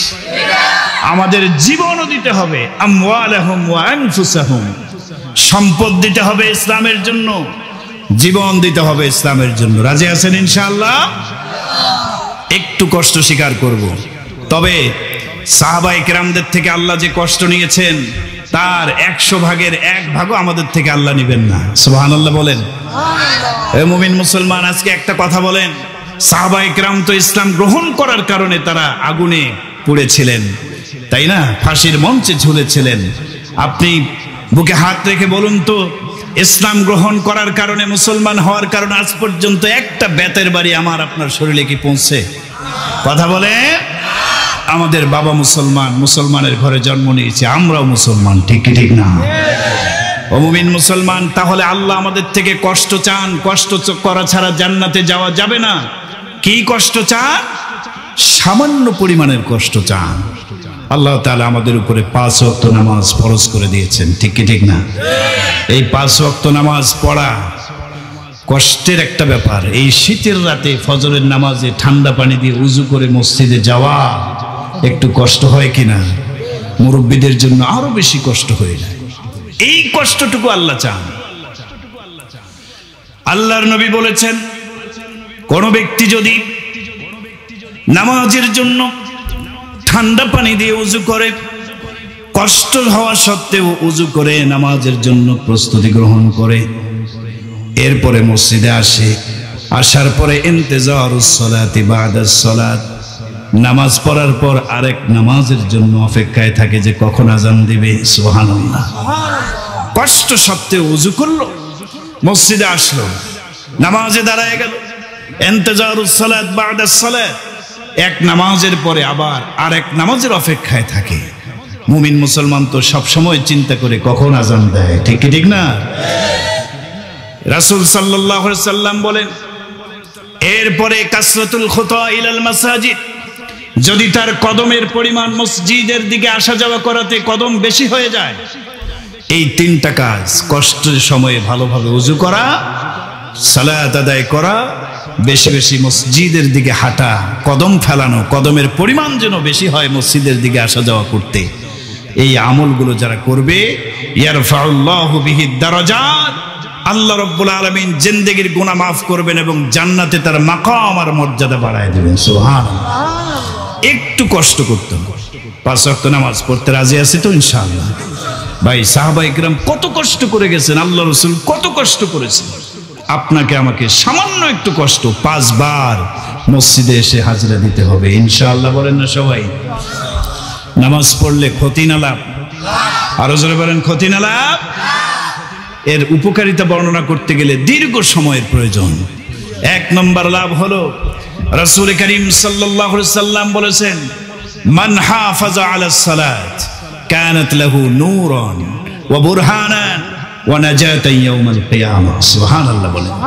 যে ব্যক্তি সঠিকভাবে নামাজের হেফাজত করবে, 5 ওয়াক্ত সালাত জামাতের সাথে আদায় করবে, আল্লাহর নবী বলেছেন এই নামাজ তার জন্য নূর হবে। সুবহানাল্লাহ বলেন। নূর হবে এর একটা ব্যাখ্যা হলো, নামাজি ব্যক্তির চেহারায় আল্লাহ তাআলা স্পেশাল একটা নূরানিয়ত দান করবেন। সুবহানাল্লাহ। আর একটা ব্যাখ্যা হলো, কিয়ামতের দিন অন্ধকারাচ্ছন্নতা বিরাজ করবে, যারা সালাত আদায় করবে তাদেরকে আল্লাহ রাব্বুল আলামিন আলো দান করবেন, আলোয় আলোকিত করে দিবেন। সুবহানাল্লাহ। এরপরে এই নামাজ বুরহান হবে, দলিল হবে, সে নাজাত প্রাপ্ত, এটার সার্টিফিকেট হবে নামাজ। সুবহানাল্লাহ বলেন। কিয়ামতের দিন তার হাতে সার্টিফিকেট থাকবে, জান্নাতের সার্টিফিকেট। হিসাবের সময় সে পেশ করবে সার্টিফিকেট, দলিল পেশ করবে সালাতকে। আল্লাহ তাআলার পক্ষ থেকে ঘোষণা আসবে, এদের কাছে জান্নাতে যাওয়ার সার্টিফিকেট আছে, এদের হিসাব নাই, যাও এদেরকে বিনা হিসাবে জান্নাত দিয়ে দাও। সুবহানাল্লাহ। এজন্য নামাজ পড়তে রাজি আছি তো ইনশাআল্লাহ? আল্লাহ রাব্বুল আলামিন কবুল করেন, বলেন আমিন। 2 নম্বর লাভ, যারা সালাত আদায় করবে আল্লাহর সন্তুষ্টির নিয়তে, আল্লাহকে রাজি খুশি করার জন্য 5 ওয়াক্ত সালাত সঠিকভাবে আদায় করবে, কিয়ামতের ময়দানে এই নামাজের ওসিলায় আল্লাহ তাআলা জাহান্নামের আযাবকে হারাম করে দেবেন। বলেন আলহামদুলিল্লাহ, আর জোরে বলেন আলহামদুলিল্লাহ। এজন্য নামাজ পড়বো তো ইনশাআল্লাহ ভাই। আল্লাহ একটু কষ্ট হবে, এই কষ্টটুকু আমাদের চান, আর বিনিময় হিসেবে আল্লাহ আমাদেরকে দিবেন জান্নাত। ও মুমিন মুসলমান, আর কি কি কষ্ট চান? অনেক কষ্ট আছে, ছোট ছোট কষ্ট স্বীকার করতে হবে। দুনিয়াতে চলা অবস্থায় আরেকটা কষ্ট আপনাকে করতে হবে মুমিন হিসেবে, সেটা হলো হালাল পথে, বৈধ পথে জীবিকা নির্বাহ করতে হবে। হারামের ধারের কাছেও যাওয়া যাবে না। কি বলেন, ঠিক কি ঠিক না? হারাম, অনেকে আজকে সুদ আর ঘুষের দিকে দৌড়াচ্ছে। এলাকায় মনে হয় সুদি কারবার নাই, আপনাদের এলাকায় নাই? মাশাআল্লাহ, এখানকার সবাই আব্দুল কাদের জিলানী বড় বড় পীর সাহেব নাকি নাকি আছে? সুদি কারবার আছে? মহিলাদের মধ্যে ইদানিং বেশি প্রবণতা দেখা যাচ্ছে, মহিলারা ভিতরে ভিতরে পর্দার আড়ালে সুদ দেয়। ঠিক কিনা বলেন? ও মুমিন মুসলমান, 1 টাকাও যদি আপনার ভিতরে হারাম ঢোকে, ওয়াল্লাহি আল্লাহর কসম, রাসূল বলেছেন 1 পয়সা 1 টাকাও যদি তার শরীরে হারাম ঢোকে, আর এই হারাম ঢুকে হারাম দিয়ে একটা গোশতের টুকরা লালিত পালিত হয়, ওই শরীর জান্নাতে যাবে না, জাহান্নামে যাবে। নাউজুবিল্লাহ বলেন। দুনিয়াতে হারাম খেয়ে আরামে থাকতে চান, দুনিয়াতেও কষ্ট, আখিরাতেও কষ্ট। ঠিক কি ঠিক না? দুনিয়াতে দেখবেন সুদ ঘুষ যারা খায়, তেলতলা মানুষের মতো চলে, মানে ওদেরকে দেখতেই কেমন যেন তেলতলা একটা ভাব দেখা যায়। কি বলেন, ঠিক না? খুব আরামে থাকে, লাভ আর লাভ, মাস শেষ হয় হাজার হাজার টাকা সুদের টাকা আসে, লাভ অনেক। এটার কারণে সে খুব খুশি থাকে, আরে সুন্দর চলতেছি, খাইতেছি, পড়তেছি, হারাম টাকায় চলতেছি, শরীরে একটু তেলতেলা ভাব মনে হয়, ঠিক না? আর যে হালাল খায়, হালাল উপার্জন করে, বৈধ উপার্জন করে, ইনকাম কম, খুব কষ্ট করে চলে, এরকম দেখা যায়। ঠিক কি ঠিক না? ও মুমিন মুসলমান, উলামায়ে কিরাম একটা ব্যাখ্যা দিয়েছেন, এই যে সুদখোর লোকগুলো, হারামখোর লোকগুলো দুনিয়াতে একটু তেলতেলা ভাব নিয়ে এই যে চলতেছে, এটার একটা ব্যাখ্যা উলামায়ে কিরাম দেন। ব্যাখ্যাটা কি জানেন? ব্যাখ্যাটা হলো, আপনি দেখবেন আগুনের মধ্যে যখন তেল ঢালবেন, আগুনের স্পিড আর পাওয়ার কমে না বাড়ে? কেরোসিন তেল যদি আগুনের মধ্যে ঢালেন, পেট্রোল ঢালেন, আগুন কমবে না বাড়বে? আল্লাহ তাআলা এরা যে হারাম খাচ্ছে, এদের মধ্যে তেলতেলা একটা ভাব দিচ্ছে, তেলতেলা ভাব। এদেরকে যখন জাহান্নামে পোড়ানো হবে, এই তেলতেলা ভাবটুকু জাহান্নামের শাস্তি বৃদ্ধির কারণ হবে। ঠিক কি ঠিক না? এই জন্য ভাই, সুদ ঘুষের সাথে সম্পৃক্ত নিজে হব না, পরিবারকে সম্পৃক্ত হতে দেব না। রাজি আছেন কারা কারা? হাত উঁচু করেন। আল্লাহ তাআলা তৌফিক দান করেন, বলেন আমিন। একটু কষ্ট করতে হবে। মা বোনদেরকে, অনেক মা বোনেরাও এখানে এসেছেন, ঠিক না? ইসলামের জন্য আপনাদেরকেও কষ্ট করতে হবে। আল্লাহর নবী সাল্লাল্লাহু আলাইহি সাল্লাম বলেছেন, আমার মায়েরা বোনেরা ভালো করে শুনবেন, আপনাদের জন্য স্পেশাল ভাবে একটা হাদিস আমি শুনিয়ে যাচ্ছি। আল্লাহ রাসূল সাল্লাল্লাহু আলাইহি সাল্লাম বলেছেন, হযরত আবু হুরায়রা রাদিয়াল্লাহু তাআলা আনহু থেকে রওয়ায়াত, আল মারআতু ইযা সাল্লাত খামসাহা ওয়া সামাত শাহরাহা ওয়া হাফিজাত ফারজাহা। এরপরে আল্লাহ রাসূল সাল্লাল্লাহু আলাইহি সাল্লাম বলেন, যদি কোনো ব্যক্তি, যদি কোনো মা ও বোন 4টি কাজ করে, 1 নাম্বার 5 ওয়াক্ত সালাত যদি পড়ে, নাম্বার 2 রমজান মাসের রোজা যদি কোনো মহিলা রাখে, এরপরে ওয়া আহসানাত ফারজাহা, 3 নম্বরে রাসূল বললেন যদি লজ্জাস্থানের হেফাজত করে। উলঙ্গপনা, বেহায়াপনা নারীর মতো রাস্তাঘাটে ঘোরাফেরা না করে, অনেক মহিলাদেরকে দেখা যায় উলঙ্গপনার মতো জাহিলি যুগের নারীদের মতো খোলামেলা ভাবে বাইরে বেড়ায় আছে না নাই? ও মুমিন মুসলমান, আল্লাহর নবী বলেন, না না না, মুমিন মুসলমান নারীদেরকে এভাবে চলা যাবে না। পর্দার সাথে শরীরকে ঢেকে বের হতে হবে, চেহারা ঢেকে বের হতে হবে।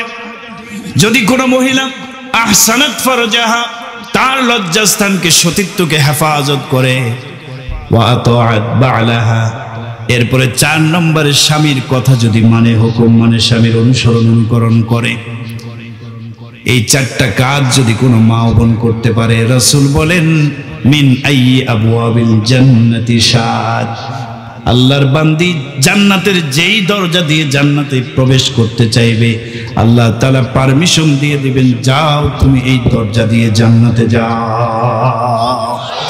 কয়টা কাজ করতে হবে বলে? আমাদের সবাইকে 5 ওয়াক্ত নামাজ পড়তে হবে, বিশেষভাবে মা ও বোনদেরকে পড়তে হবে। আজকে দেখা যায় সিরিয়াল, হিন্দি সিরিয়াল দেখতে গিয়ে নামাজের সময় হয়, আজান হয়ে যায়, মা ও বোনদেরকে শয়তান আরো ধোকা দেয়, সিরিয়ালটা শেষ হোক তারপরে নামাজ। ঠিক কি ঠিক না? যখন নামাজের সময় হয়ে যাবে আমরা প্রতিজ্ঞা করব, দুনিয়ার সমস্ত কাজ আগে নয়, আগে নামাজ। বলেন আগে কি? নামাজ। নামাজকে বলি আমার কি নাই, কাজ নাই, নামাজেই পড়তে হবে। কাজকে বলবো আমার কি আছে, নামাজ আছে। দুনিয়ার কাজ চলে আসছে, আমি বলবো ভাই দাঁড়াও, তোমাকে আগে নামাজ পড়তে হবে। নামাজ 5 ওয়াক্ত সালাত এই মুমিন মুসলমানদের জন্য দুনিয়ার সবচেয়ে শ্রেষ্ঠ কাজ। ঠিক কি ঠিক না? এটা ঠিক রাখবেন, আপনার জীবনকে আল্লাহ ঠিক করে দিবেন, জীবনকে আল্লাহ তাআলা সুখে শান্তিতে ভরপুর করে দিবেন। আল্লাহু আকবার। পড়ব তো ইনশাআল্লাহ। 2 নম্বর মা ও বোনদের কাজ, রমজানের রোজার সহ নফল রোজা বেশি পরিমাণে রাখবে। কারণ এখন তো সুবর্ণ সুযোগ, শীতকাল এসে গেছে, তাই না? দিন বড় না ছোট? ছোট দিন, নফল রোজা রাখা সহজ। কাজা রোজা অনেক হয়ে গেছে, ওই কাজা রোজাগুলো এখন রাখতে পারবেন, সহজেই রাখতে পারবেন। তো রোজা রাখার অভ্যাস করবে। এরপরে পর্দার সাথে চলাফেরা করতে হবে, শালীনতার সাথে মা ও বোনদেরকে চলাফেরা করতে হবে, স্বামীর খেদমত করতে হবে। আবার স্বামীরা খুব খুশি, হুজুর আজকে ওয়াজ করছে, স্বামীর খেদমত করতে হবে, বাস কাজ হয়ে যাবে। না ভাই, স্বামীর খেদমত করাটা জরুরি। এভাবে স্ত্রীকেও মনোরঞ্জন করা, তাকে কষ্ট না দেওয়া, এটাও আপনার দায়িত্ব। ঠিক কি ঠিক না? এখন স্বামীর খেদমত করতে হবে, শুনছেন ওয়াজ, পরের দিন গিয়ে স্ত্রীকে বললেন, এই হুজুর বলে গেছে স্বামীর খেদমত না করলে জান্নাত পাবা না, খেদমত করো। কষ্টে ফেলায় দিলেন না, এমনটা করা যাবে না। আম্মা জান আয়েশা রাদিয়াল্লাহু তাআলা আনহা বলেন, আমার নবী কেমন স্বামী ছিল, এ দুনিয়ার মানুষেরা শোনো, আমার নবী আমার কেমন স্বামী ছিলেন। আমি যখন ঘরের রান্নার কাজকর্ম করতাম, আমার স্বামী, দুনিয়ার শ্রেষ্ঠ স্বামী মুহাম্মদ রাসূলুল্লাহ এসে আমার ঘরের রান্নাঘরের কাজকর্মের হেল্প আমাকে করতেন। সুবহানাল্লাহ। আজকের স্বামীরা তো খুব রান্নাঘরে মা বোনদেরকে হেল্প করে না আমরা, কি বলেন? ঠিক কি ঠিক না? সুন্দর আচরণ করতে হবে, স্বামী স্ত্রীর আচরণ একে অপরের প্রতি সুন্দর হতে হবে, তাহলে আল্লাহ খুশি হয়ে এই দম্পতিকে আল্লাহ জান্নাত দান করবেন। সুবহানাল্লাহ। কিছু কষ্ট করতে হবে। ও মুমিন মুসলমান, আল্লাহ তাআলার একটি আয়াত আপনাদেরকে শোনাই। আল্লাহ তাআলা বলেছেন, 2টা জিনিসের লাইনে একটু কষ্ট করো, এই কষ্টের বিনিময়ে আমি তোমাদেরকে জান্নাত দেব। সুবহানাল্লাহ। ইন্নাল্লাহা আশতারা মিনাল মুমিনিনা আনফুসাহুম ওয়া আমওয়ালাহুম বিআন্না লাহুমুল জান্নাহ। 2টা জিনিস মুমিনদের থেকে আল্লাহ চেয়েছেন, একটা হলো জান আর একটা হলো মাল। এই জান দিয়ে কষ্ট করতে হবে, ইসলামের জন্য মাল দিয়ে কষ্ট করতে হবে, তাহলে আল্লাহ বলেছেন বিআন্না লাহুমুল জান্নাহ, তোমাদেরকে আমি আল্লাহ জান্নাত দিয়ে খুশি করে দেব। সুবহানাল্লাহ। তোমরা দুনিয়াতে 2টা জিনিস দিয়ে কষ্ট করছো না, ইসলামের জন্য জীবন দিছো, ইসলামের পক্ষে দান করেছো, অর্থ ব্যয় করেছো, কষ্ট করেছো, আল্লাহ জান্নাত দিয়ে সেদিন আমাদেরকে খুশি করে দেবেন। সুবহানাল্লাহ। তাহলে সোজা সাপটা কথা, জান্নাতে যাওয়া কি সহজ না একটু কঠিন? তবে এখানে একটা ব্যাখ্যা আছে, এক চান্সে জান্নাতে যাওয়াটা কঠিন, আর জান্নাতে যাওয়া এমনি কঠিন না, সহজ। ঈমান আনলেই সে একদিন কোথায় যাবে? জান্নাতে যাবে। মান ক্বালা লা ইলাহা ইল্লাল্লাহ দাখালাল জান্নাহ। যে ব্যক্তি শুধুমাত্র বলছে লা ইলাহা ইল্লাল্লাহ, আল্লাহ ছাড়া কোনো ইলাহ নাই, মুহাম্মদ সাল্লাল্লাহু আলাইহি ওয়াসাল্লাম আল্লাহর রাসূল, এই ঈমান আনছে, এরপরে নামাজ রোজা কিচ্ছু করে নাই, সে অন্যায় করার কারণে, গুনাহ করার কারণে, নাফরমানির কারণে প্রথমে জাহান্নামে যাবে, কিন্তু ঈমান থাকার কারণে একদিন জাহান্নাম থেকে উঠে সে জান্নাতে যাবেই যাবে। সুবহানাল্লাহ বলেন। তাহলে শাস্তি ভোগ করে জান্নাতে যাওয়া, এটা কিন্তু এর জন্য নামাজ লাগবে না, রোজা লাগবে না, ঠিক না? সহজ। বাকি এক চান্সে জান্নাতে যাওয়াটা কঠিন। আপনি যদি চান আল্লাহ হিসাব নিকেশের সময় আল্লাহ তাআলা বলবেন যে যাও বান্দা যাও, তোমার জন্য এক চান্সে জান্নাত। সুবহানাল্লাহ বলেন। আমরা চাই না? এটাই তো চাই নাকি? জাহান্নামের আযাবে গ্রেফতার হয়ে জাহান্নামের শাস্তি ভোগ করে তারপরে জান্নাতে যেতে চান? কেউ আছেন নাকি? হ্যাঁ, কেউ আছেন এমন যে জাহান্নামের শাস্তি 5 বছর 10 বছর সহ্য করে তারপর আমি জান্নাতে যাব, আমি অনেক বড় শক্তিমান, দেখবো আমি জাহান্নামের শাস্তি সহ্য করতে পারি কিনা? এরকম কেউ আছেন? কে বলেন আছেন? জাহান্নামের আযাব 1 সেকেন্ডের জন্য সহ্য করার ক্ষমতা পৃথিবীর কোনো মানুষের নাই। দুনিয়ার আগুনের মধ্যে হাত দিলে কয় সেকেন্ড ধরে রাখতে পারবেন? রাখা যাবে? পুড়ে যাবে। দুনিয়ার আগুনের চেয়ে 70 ভাগ বেশি তাপ হবে জাহান্নামের আগুনে। জাহান্নামের আগুনকে বানানো হয়েছে কিভাবে শোনেন। জাহান্নামের আগুনকে বানানো হয়েছে, আল্লাহ রাব্বুল আলামিন 1000 বছর পর্যন্ত জাহান্নামের আগুনকে তাপ দিয়েছে, উত্তপ্ত করেছে। আগুনের মধ্যে আগুনকে তাপ দিয়েছে কয় হাজার বছর। হাত্তা বিয়াদ্দাত আইনুহু, আগুনের কালার সাদা হয়ে গেছে 1000 বছর। আবার ওই আগুনকে তাপ দেওয়া হয়েছে, হিট দেওয়া হয়েছে আরো 1000 বছর। কয় হাজার বছর? আরো 1000 বছর। হাত্তা মাররাত লাউনুহু, আগুনের কালার পরিবর্তন হয়ে রক্তিম আকার ধারণ করেছে, লাল বর্ণ ধারণ করেছে। সুম্মা উকিদা আলাইহা আলফা সানা, এরপরে আবার 1000 বছর জাহান্নামের আগুনকে হিট দেওয়া হয়েছে, তাপ দেওয়া হয়েছে। জাহান্নামের আগুনের কালার পরিবর্তন হয়ে হাত্তা সুওয়াদ্দাত, কালো হয়ে গেছে। রাসূল বলেন বর্তমান জাহান্নামের আগুনের কালার হচ্ছে কালো। কোন কালার বলেন? তাহলে এভাবে হাজার হাজার বছর পর্যন্ত হিট দিয়ে গরম করা হয়েছে জাহান্নামের আগুন। আপনি কয় বছর সহ্য করবেন, এরপর জাহান্নামে যাবেন? এত ক্ষমতা আছে? এজন্য আল্লাহর কাছে দোয়া করা দরকার, আল্লাহ প্রথম চান্সেই আমাকে জান্নাত দিয়ে দিলেন। বলেন আমিন। আরো জোরে বলেন আমিন। এই প্রথম চান্সে জান্নাতে যাওয়াটা কঠিন, এই জন্য আল্লাহ বলেছেন কিছু কষ্ট স্বীকার করতে হবে। তাহলে কয়টা জিনিস দিয়ে আমরা কষ্ট স্বীকার করব? জান আর কি? মাল। জান তো দেব ওই সময় যখন জীবন দেওয়ার জন্য জিহাদের ডাক আসবে। রাজি আছেন? রাজি আছেন ইনশাআল্লাহ? ওই সময় জীবন দেব প্রয়োজনে ইসলামের জন্য। বাকি মালও দিতে হবে। বলে হুজুর না, জান দিতে আমরা রাজি, মাল দিতে রাজি নেই। ওইটা বললেন না, কালেকশনের দিকে যাচ্ছে হুজুরে। হ্যাঁ, অনেকে বুঝে ফেলছে হুজুরে ভাবসাব কিন্তু এখন ভালো না। কষ্ট স্বীকার করতে হবে জান্নাতে যাওয়ার জন্য। মুসলমান জীবন যেভাবে দিতে হবে, মালও দিতে হবে।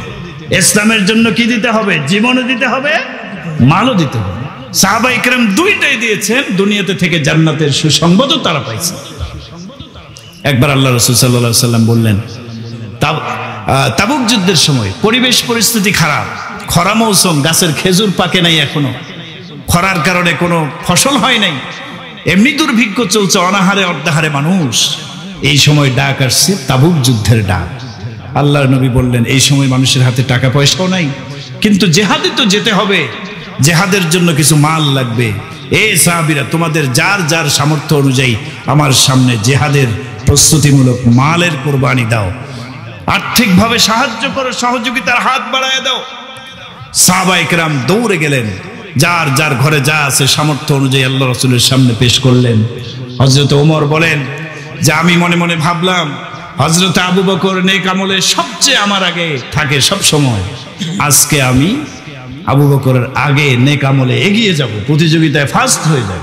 কারণ আবু বকরের টাকা পয়সা কম, আমি উমরের অনেক টাকা পয়সা, আমি 2 ভাগ করে আমার সম্পদের 1 ভাগ পুরোটাই আল্লাহ রাসূলের সামনে নিয়ে আসব। আবু বকর তো এত বেশি আনতে পারবে না, বাস আমি নেক আমলের প্রতিযোগিতায় আবু বকরের চাইতে ফার্স্ট হব। সুবহানাল্লাহ। সাহাবায়ে কেরাম তো সম্পদ দিয়ে প্রতিযোগিতা করতেন, কি বলেন ঠিক না? আর আমাদের প্রতিযোগিতা সম্পদ কামানোর জন্য, কার পকেট মাইরা কেমনে কোটিপতি হবে, এই চেষ্টার ধান্দাবাজি আমরা করি। ঠিক কি ঠিক না বলেন ভাই? কথা বলেন ঠিক কি না? সাহাবায়ে কেরাম দেখেন প্রতিযোগিতা কেমন করছে।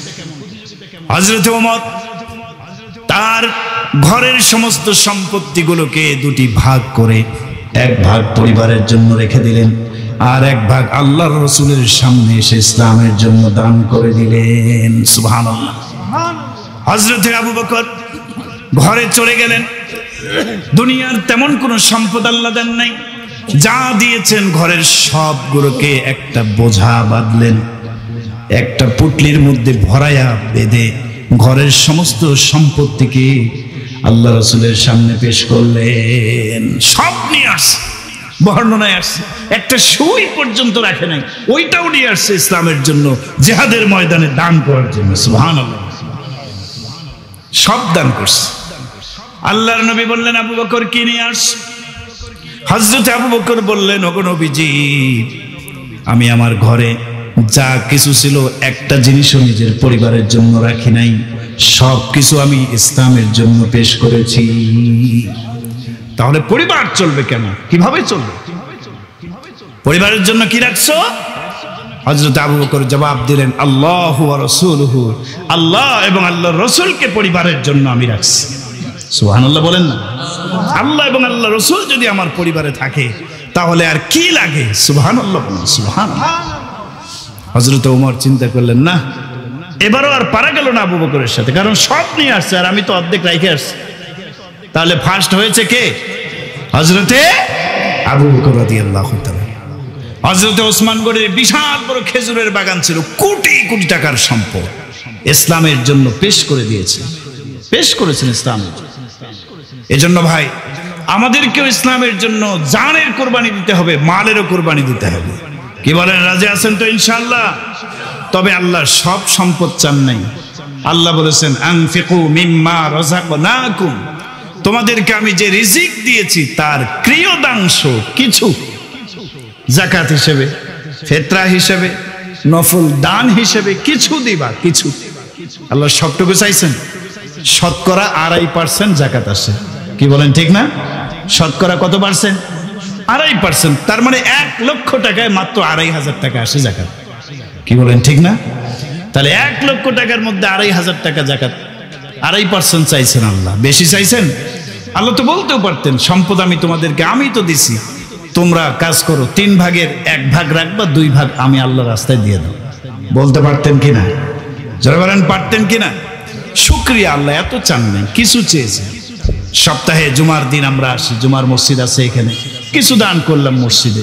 মাদ্রাসা আছে এখানে, রাহে নাজাত, নাজাতের রাস্তা। রাহে নাজাত মানে কি বলেন? নাজাতের রাস্তা, জাহান্নাম থেকে মুক্তির পথ, বালিকা মাদ্রাসা। এই মাদ্রাসাগুলোর আমাদের দরকার আছে না নাই বলেন? যারা বলেন আছে না নাই? পুরুষ মাদ্রাসা তো অনেক আছে, মহিলা মাদ্রাসা তুলনামূলকভাবে কম, বাড়ানো দরকার। ঠিক কি ঠিক না? আমাদের মা ও বোনেরা যদি ইসলামের শিক্ষায় শিক্ষিত হয়, এই জাতিকে আদর্শ একটি সন্তান উপহার দিতে পারবে। ঠিক কি ঠিক না? এই জন্য মায়েদের শিক্ষার দরকার আছে। এই যে মহিলা মাদ্রাসা, এখানে আমি শুনেছি প্রায় 30 জন বাচ্চা মহিলা এখানে কোরআন শিখছে, ছোট ছোট বাচ্চারা, মেয়েরা কোরআন শিখছে, হাফেজা হচ্ছে। আলহামদুলিল্লাহ বলেন না সবাই? মা ও বোনদের শিক্ষার জন্য যে মাদ্রাসাটা আছে, দরকার আসেনি এটার? যারা বলেন আসেনি? এটার জন্য আপনাদেরকে একটু কষ্ট করতে হবে, কিছু টাকা পয়সা দান সাদাকার হাত প্রসারিত করে দিতে হবে। যারা দান করে, আল্লাহ সুসংবাদ দিয়েছেন, দান করলে কমে না। ইয়ামহাকুল্লাহুর রিবা ওয়া ইউরবিস সাদাকাত, সুদ খাইলে সম্পদের বরকত নষ্ট হয়ে যায়, আর দান করলে সম্পদের পরিমাণ আল্লাহ বাড়ায় দেয়। সুবহানাল্লাহ নাই? আরে জোরে বলেন না সুবহানাল্লাহ। দান করলে আল্লাহ বলেছেন সম্পদ বাড়ে। বলে হুজুর কেমনে বাড়ে? আমার পকেটে যদি 100 টাকা থাকে, 50 টাকা আমি দান করলাম, আর থাকলো কত? 50। তো কমছে না বাড়ছে? পকেটে 50 টাকা কমলো না তো? আল্লাহ তো বলছেন বাড়বে। আরে ভাই, টাকা পয়সা বড় কথা না, বরকতটা হলো আসল জিনিস। ঠিক কি ঠিক না? বরকত, কোটিপতি, বরকত নাই, এরকম আছে না নাই? হায় হুতাশ করে ঘুমের ট্যাবলেট খেয়ে রাত্রে ঘুমাতে হয়, টেনশনে চিন্তায় ঘুম পর্যন্ত আসে না, এরকম কোটি কোটি বাংলাদেশে আছে না নাই? আছে না নাই? ও মুমিন মুসলমান, দান করবেন, অবশিষ্ট যেটা আছে দানের মাধ্যমে এটা পবিত্র হয়, এটার মধ্যে বরকত আল্লাহ দিবেন। দান করে মনে করেছেন 50 টাকা আমি দিয়ে ফেললাম, 50 টাকা কমে গেল না, এই 50 টাকার মধ্যে আল্লাহ এত বেশি বরকত দিবেন, 100 টাকায়ও যেই কাজ হতো না, 50 টাকায় সেই কাজ হয়ে যাবে ইনশাআল্লাহ। কি বলেন, ঠিক কি ঠিক না? ওই যে সুদের মাধ্যমে সেই কোটি কোটি টাকা আত্মসাৎ করছে, গরিব দুঃখীর হক মেরেছে। এমন একটা রোগ আল্লাহ দিছে, এই রোগের চিকিৎসা আর বাংলাদেশে নাই, ইন্ডিয়াতেও নাই, সিঙ্গাপুরে যেতে হবে সেখানেও নাই। এমন রোগ আল্লাহ দিয়েছে, এই রোগের পিছনে চিকিৎসার জন্য কোটি কোটি টাকা ব্যয় করতে করতে লাভে আসলে সুদে যা কামাইছে সব শেষ। ঠিক ঠিক না? আল্লাহ পারেন কিনা বলেন? এজন্য ভাই দান করবেন, বরকত হবে, সুদ খাবেন বরকত কমবে। আল্লাহ সুদ থেকে বাঁচার তৌফিক দান করুন, বেশি বেশি দানের হাত প্রসারিত করার তৌফিক দান করুন। রাজি আছি তো ইনশাআল্লাহ? এই যে এতগুলো মানুষ এখানে আছেন, এই মাদ্রাসার মাহফিল, যদি মাদ্রাসাকে মহব্বত করেন, ইসলামকে ভালোবাসেন, আর আল্লাহর এক চান্সেই জান্নাতে যেতে চান, আল্লাহ বলেছেন জান দাও মাল দাও, এই নিয়তে কিছু মালের কোরবানি যদি আজকে আমরা পেশ করে আল্লাহর কাছে বলি, আল্লাহ আমাদেরকে মাফ করে দিয়েন, এই দানের ওসিলায় আপনি আমাদের জিন্দেগির গুনাহ খাতা মাফ করে দিয়েন, জান্নাতে জায়গা বরাদ্দ করে দিয়েন, এটা আল্লাহর পক্ষে সম্ভব কিনা বলেন? সম্ভব কিনা? রাসূল বলেছেন দান করলে দুইটা লাভ। এক, দান করবে যে বালা মুসিবতের হাত থেকে আল্লাহ বাঁচাবে। ইন্না সাদাকা লা তুতফি গাদাবার রাব্বি, দান সাদাকার কারণে আল্লাহর রাগ আর গোসাগুলো সব পানি হয়ে যায়। এরপরে কি হয়? ওয়া তাদফাউ আন মিতাতিস সুই, অপমৃত্যুর হাত থেকে আল্লাহ তাআলা বাঁচাবেন। সুবহানাল্লাহ বলেন। অপমৃত্যুর হাত থেকে এই দানের ওসিলা আল্লাহ বাঁচাবেন। এই জন্য ভাই এতগুলো মানুষ এখানে আছেন, এই মাদ্রাসাটির জন্য একটু আর্থিক সাহায্যের হাত আমরা বাড়ায় দেবো ইনশাআল্লাহ।